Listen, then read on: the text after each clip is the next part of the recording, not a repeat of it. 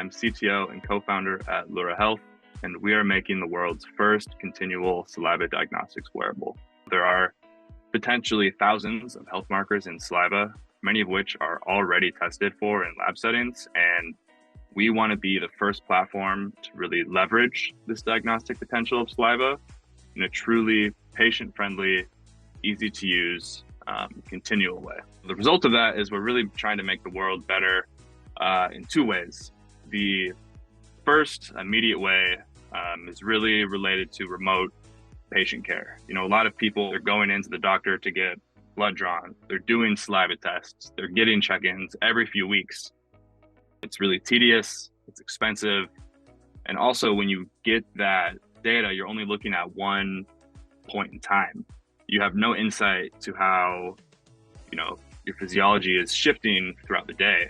And so that is the second way we're really making the world a better place, is that I believe we are fundamentally advancing our knowledge of human physiology. This is our first go-to-market product.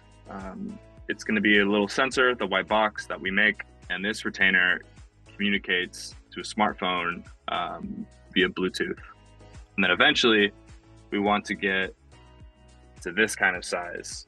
It's absolutely tiny and small enough to be, directly bonded to the side of a tooth with a fancy dental epoxy. People with really severe health conditions, they spend so much time just thinking about how to take care of themselves. And so with our product, you install it, and then immediately you just get an incredible ease of mind. Our sensor will tell you immediately if there's ever things you need to do to take preventative action. We're not going to be able to tap into this diagnostic potential of saliva if people don't feel comfortable wearing the device.